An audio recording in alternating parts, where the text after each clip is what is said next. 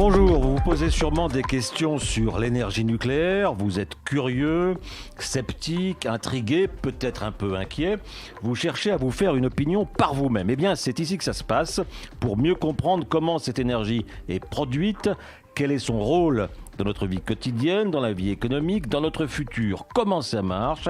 Est-ce que c'est fiable? À quoi ça sert? À quoi ça peut servir? Dans chaque podcast, nous essayons de vous apporter des réponses concrètes avec des spécialistes. Aujourd'hui, nous allons prendre le large, nous allons prendre la mer, nous allons parcourir les océans.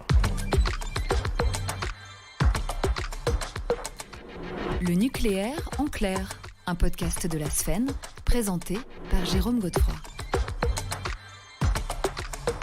La propulsion navale de l'atome dans le moteur. Cet épisode de Nucléaire en clair est consacré à la propulsion navale grâce à l'énergie atomique. Dans un autre numéro que vous pouvez écouter en consultant sphène.org, nous parlons du voyage spatial vers Mars qui se fait et qui se fera grâce à la même énergie nucléaire. Aujourd'hui, nous restons sur la Terre, ou plutôt sur la mer et aussi sous la mer. Sous-marins, porte-avions, destroyers, brise-glace qui fonctionnent grâce à des petits réacteurs nucléaires embarqués. Ça n'est pas de la science-fiction, ça existe depuis une 60aine d'années. Pour en parler avec nous, deux experts venus d'une société spécialisée dans ce domaine, une société française très performante. Il s'agit de Technip Atome. D'abord, Gisèle Demirjian, bonjour madame. Bonjour. Alors vous, c'est plutôt les porte-avions. Oui. Et monsieur Hugues Martin, bonjour monsieur. Bonjour. Vous êtes dans les sous-marins. Absolument.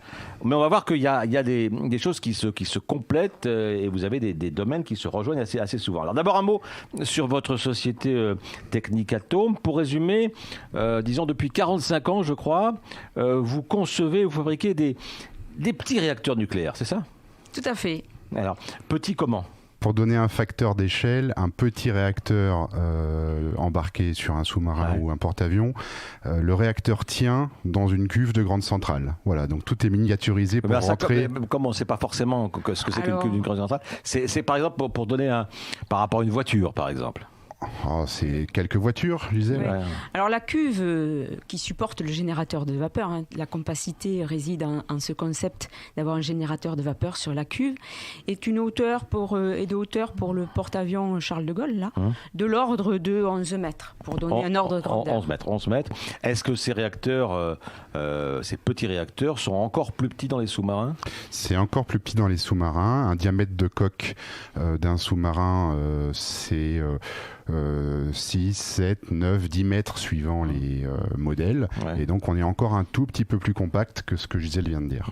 Alors ça a un gros avantage par rapport à la propulsion classique, disons au fuel, c'est que les moteurs de bateau, on a tous vu ça, même si on n'en a pas vu en vrai, mais dans les films, les moteurs de bateau, c'est énorme.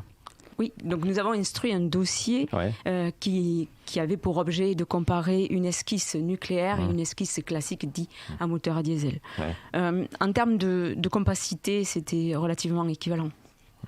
C'est à peu près l'équivalent. Même chose pour les sous-marins, quand il s'agit d'équiper un sous-marin avec une propulsion non nucléaire, est-ce que ça prend plus de place? Alors vous avez le dispositif lui-même et puis vous avez, si c'est pas nucléaire, son carburant. Donc, ça prend la place. Ouais. Et voilà, le carburant va prendre de la place. Et par ailleurs, sur des systèmes qui fonctionnent avec de l'air, sur un diesel, ça rend le sous-marin détectable puisqu'il doit régulièrement remonter à la surface pour pouvoir avoir de l'air, le comburant qui va faire brûler le Ça, c'est fuel. un atout formidable parce qu'on n'est pas obligé de remonter en surface parce qu'on n'a pas besoin d'oxygène tout simplement. Alors exactement. Alors là pour le coup c'est une caractéristique qui est plus utile aux sous-marins qu'aux porte-avions, mais cette propulsion nucléaire lui permet d'être quasiment indétectable pour les bateaux, les avions, pour l'ennemi finalement, puisqu'il peut rester sous l'eau quasiment indéfiniment grâce à son énergie nucléaire. Et dans les deux cas, sur les porte-avions et sur les sous-marins, c'est la même technologie. On est sur un concept équivalent de chaufferie compacte. Alors, chaufferie, parce que le principe est le même que dans les centrales nucléaires sur Terre. Il s'agit de faire chauffer de l'eau pour fabriquer de la vapeur d'eau qui fait tourner une turbine. C'est ça, en gros, je résume. Tout à fait. Est-ce que c'est exactement la même technologie que les centrales nucléaires françaises? C'est de l'eau pressurisée, comme on dit? Oui, c'est de l'eau pressurisée. La principale différence réside dans le fait qu'il n'y a pas de boucle secondaire, comme sur les centrales civiles. C'est le générateur de vapeur qui est positionné sur la cuve. Et donc, ça donne une certaine compacité, un gain de place. C'est plus simple, en réalité. C'est plus simple, plus compact. Le combustible, vous en parliez, Monsieur Martin, le fuel, ça prend une place énorme, le diesel. Là, ça tient dans combien de valises, si j'ose dire, l'uranium? Un cœur de réacteur nucléaire, c'est entre 5 et 10 valises quand vous partez en vacances, pas plus que ça. Donc là, c'est quand même moins encombrant que d'avoir des cuves de fuel. C'est beaucoup moins encombrant. Et puis, cette compacité, elle a aussi un autre intérêt majeur à bord de nos installations, c'est que nous avons des personnels, des marins qui vivent juste à côté. Et donc, cette architecture-là, très compacte, comme a décrit Gisèle, ça permet de ne pas avoir de tuyauterie primaire qui circule dans l'installation. Et donc, on conserve la partie rayonnante vraiment au cœur du bloc réacteur et on émet très peu de rayonnement à l'extérieur, finalement. Et sur le porte-avions, un des atouts, c'est de limiter la durée en ravitaillement, comparé au diesel finalement. Le ravitaillement, c'est une opération délicate où le bateau devient vulnérable finalement. Et donc, il est plus manœuvrant. Sauf que je vous dirais que pour les porte-avions, il y a aussi les avions. Et que les avions, il faut mettre du fuel dedans, il faut mettre du kérosène. Tout à fait. Il y a des ravitaillements prévus pour le kérosène des avions et pour les vivres, la vie à bord. Vous parliez des équipages, justement. Ça, c'est un petit peu angoissant, de certaine façon, de savoir qu'on vit et qu'on dort à côté d'une centrale nucléaire, non ? Écoutez, je crois que nos marins sont très contents, se sont vraiment appropriés depuis plus de 50 ans ces technologies et je ne pense pas qu'ils le vivent de façon angoissée. Mais est-ce qu'il y a des sécurités renforcées par rapport aux centrales sur Terre ? Disons que en termes de philosophie de conception, une chaufferie nucléaire embarquée, on ne va pas répondre exactement au même objectif. Sur une centrale à terre, l'objectif premier, il est économique. Il faut produire du courant et plus vous produisez de courant et plus votre installation est rentable. Tout ça, évidemment, en sûreté, bien entendu, mais avec une dimension économique qui est très présente. À bord de nos bateaux, la priorité, c'est pas celle-là. La priorité, c'est quoi qu'il arrive, il faut fournir de l'énergie parce qu'il faut faire avancer le bateau. Et donc, finalement, nos conceptions sont très résilientes à tout un tas de situations, y compris militaires. Et il faut, finalement, pour un porte-avions comme pour un sous-marin, produire beaucoup moins d'énergie que n'en produit une centrale nucléaire classique. Ah oui, absolument. Oui. Toutefois, c'est un atout majeur pour le porte-avions. Il peut naviguer une dizaine d'années sans recharger le combustible. Donc on fait le plein une fois tous les 10 ans. Tous les 10 ans pour le futur porte-avions. Et celui qui navigue aujourd'hui, qui est le Charles de Gaulle, c'est 8 ans. Et cette énergie, elle couvre les besoins à la fois de la propulsion, mais aussi le lancement des avions et tous les besoins de la vie à bord, 2000 personnes quasiment. Alors donc ça c'est un point très important pour les porte-avions comme pour les sous-marins. L'autonomie, il y a aussi la vitesse pour les sous-marins. Un sous-marin classique sans propulsion nucléaire, il va moins vite qu'un sous-marin à propulsion nucléaire. Alors, il va moins vite et surtout beaucoup moins longtemps. Sur un sous-marin classique, si vous allez à pleine vitesse, vous allez très vite décharger vos batteries et vous allez devoir remonter à la surface, reprendre une prise d'air. Avec un sous-marin nucléaire, vous pouvez aller à pleine vitesse pendant très longtemps sur un rythme très soutenu. Il y a aussi le facteur puissance du moteur. Je pense, ça ne vous concerne pas parce que ce n'est pas une application militaire, mais les brise-glaces, par exemple, qui sont des bateaux civils, utilisent notamment les brise-glaces russes, l'énergie nucléaire pour se propulser, et ça donne de la puissance, le nucléaire. Oui. Il faut être en capacité, pour le Charles de Gaulle, de propulser un bateau d'environ 40 000 tonnes, voire plus, et de catapulter des avions. Donc ça nécessite effectivement un appel de puissance important. Le futur porte-avions, on parle d'une classe 75 000 tonnes. Donc il faut effectivement que la chaufferie soit en capacité de fournir la puissance nécessaire. Hugues Martin, il y a deux types de sous-marins. Il y a les sous-marins qui sont tous les deux à propulsion nucléaire, mais certains ont des engins à tête nucléaire et d'autres pas. C'est Absolument. Bien ça, donc les sous-marins nucléaires lanceurs d'engins, qui est un sigle qu'on entend parfois, SNLE, eux emportent l'arme nucléaire mais sont dotés de propulsion nucléaire. Et puis les sous-marins nucléaires d'attaque, les SNA, eux sont à propulsion nucléaire mais n'emportent pas l'arme. Et ce sont des bâtiments qui sont dédiés plutôt à des missions très opérationnelles, des missions de commando, des missions d'accompagnement du groupe aéronaval, dont le porte-avions par exemple. Donc ce sont des bâtiments qui ont des emplois tout à fait différents. Alors pour ceux qui sont équipés d'engins à tête nucléaire, plus du nucléaire pour la propulsion, ça fait beaucoup de nucléaire dans un tout petit endroit quand même, tout ça, non ? C'est très condensé, mais de manière générale, on a l'habitude de dire qu'à bord d'un sous-marin militaire, il y a presque que des choses dangereuses. Il y a des explosifs, il y a des armes, il y a un réacteur nucléaire. Donc tout notre savoir-faire consiste justement à faire cohabiter tous ces systèmes en sécurité et puis à étudier tous les cas possibles d'agression mutuelle pour démontrer qu'en toute situation, ça demeure des installations qui vont être sûres et qui vont être maîtrisées. Alors à propos de sûreté, de sécurité et de longévité de ces appareils, notamment des porte-avions, c'est pas une technologie récente, hein. Je crois que Gisèle Desperdian, vous me corrigez si je me trompe, je crois que le premier gros porte-avions américain, c'était un américain dans les années 60, c'était le USS Enterprise, hein. C'était donc le premier, et il a duré très très longtemps, jusqu'en 2013 je crois. Ouais. Oui, alors on n'a pas tout à fait les mêmes technologies que les Américains. C'était quand même... Oui. Mais effectivement, ce sont des installations qui durent dans le temps. Nos installations, aujourd'hui, elles sont faites pour durer 40 ans. Et le nucléaire, finalement, confère un niveau de fiabilité assez important.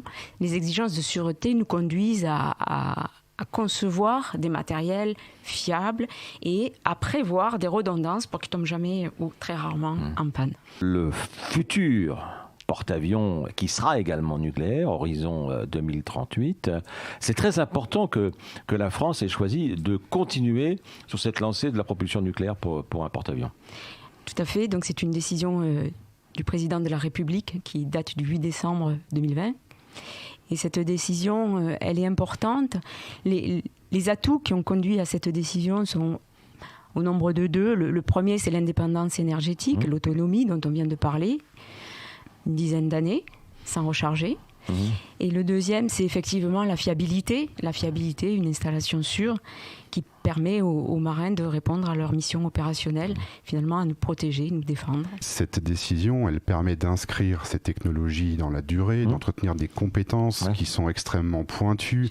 Et en réalité, elle a beau avoir quelques dizaines d'années maintenant, 50, 60 ans, 70 ans, cette technologie, il y a très très peu de pays qui la maîtrisent aujourd'hui. Il y a 6 pays dans le monde. Au niveau de maturité qu'est le nôtre en France, et de façon autonome sur le plan national, on ne sommes que 3, les États-Unis, la Russie, la France. Et donc en fait, ces choix industriels sont très très structurants pour les compétences sur les territoires français qu'on entretient depuis maintenant 50-60 ans. A priori, des navires de guerre, des porte-avions, des sous-marins, c'est des zones de danger.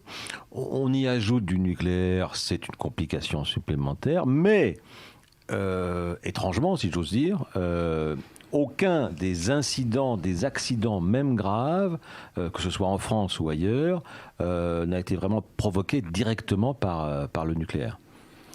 Non, effectivement, à bord de ces bâtiments, aujourd'hui, il n'y a pas d'accident recensé dont l'origine soit le procédé nucléaire.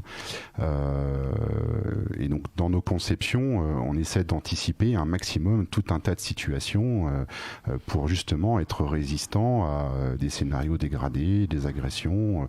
Pour donner un exemple de ce qui caractérise un peu nos équipements, contrairement à une grande centrale, ils doivent résister au choc militaire. Ça veut dire qu'ils doivent résister à une explosion. à proximité de la coque. Bien sûr. Et donc Une agression, une agression, une explosion militaire, c'est une charge qui fait en accélération entre 5 et 10 fois ce qu'est un séisme à terre, par exemple. Parce que par exemple, on a en mémoire la tragédie du Kursk en 2000. C'était un sous-marin de conception soviétique lancé par la Russie.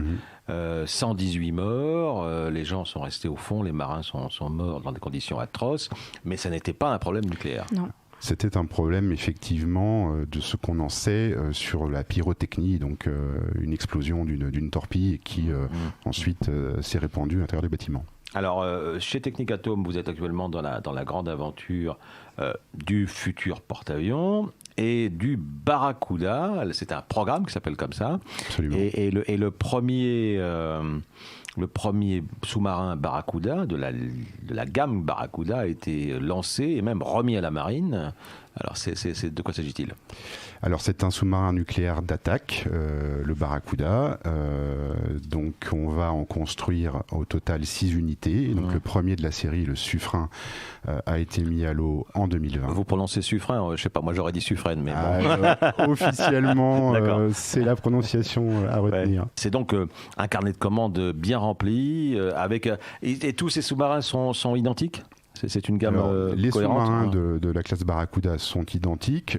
Évidemment, quand on regarde de très près, les années passant, on a l'obligation de traiter un certain nombre d'obsolescences, par exemple, d'équipements qui disparaissent, qu'il faut remplacer. Mais dans ces grandes lignes, ce sont les mêmes bâtiments.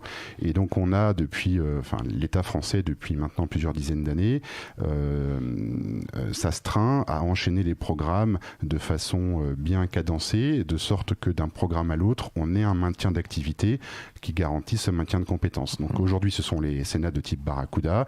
Et on va démarrer le programme des sous-marins nucléaires de troisième génération qui, dans quelques années, commenceront à exister physiquement sur leur site de construction à Cherbourg. On évoquait tout à l'heure les brises-glaces. Pourquoi il n'y aurait pas des bateaux de croisière, finalement ? Ça poserait des problèmes ? Alors, je soumettrai cette idée-là à mes collaborateurs de Chantier de l'Atlantique avec lesquels nous coopérons pour le futur porte-avions. Ouais. L'inconvénient majeur pour un bateau de croisière, c'est les installations à terre. Oui, c'est ça. C'est le support rechargement, terrestre. etc. Terrestre, effectivement, le support terrestre. Parce que c'est bien spécifique et là, dans le cadre militaire, c'est prévu. C'est encadré, c'est organisé. Ces bâtiments ne sont pas accueillis n'importe comment dans n'importe quel port. Oui, bien sûr. Il faut pouvoir... Effectivement. On vous écouterait pendant des heures, mais il y a quelque chose qui me frappe pour conclure, c'est que dans votre champ d'activité, qu'on a bien défini, qu'on a bien compris, il y a beaucoup de controverses sur le nucléaire civil, il y a beaucoup d'antinucléaires, etc. Bon, mais vous, jamais. On n'en parle pas. Comment ça se fait ? Comment vous arrivez à ne pas être critiqué ? Parce que vous êtes apparemment très sûr, très fiable, on l'a montré. Quel effet ça vous fait d'être comme ça, des nucléaires tranquilles, quoi ? D'abord, par nature, de par nos missions, on est discret. Ouais. C'est la dissuasion, on est discret. Et je pense qu'il y a un facteur d'échelle. Le nucléaire militaire, à comparer au nucléaire civil, c'est une très faible proportion du nucléaire. Puis on a la chance que l'enjeu stratégique de défense, quelque part... il y a un consensus, donne un statut très particulier à cette activité. Eh bien, je vous remercie tous les deux, Gisèle de Myrgian et Hugues Martin, tous les deux de la société Technic-Atom. Vous pouvez retrouver ce podcast et tous les autres podcasts produits par la Sfen chez vos diffuseurs habituels ou sur le site de la Sfen, sfen.org. À bientôt.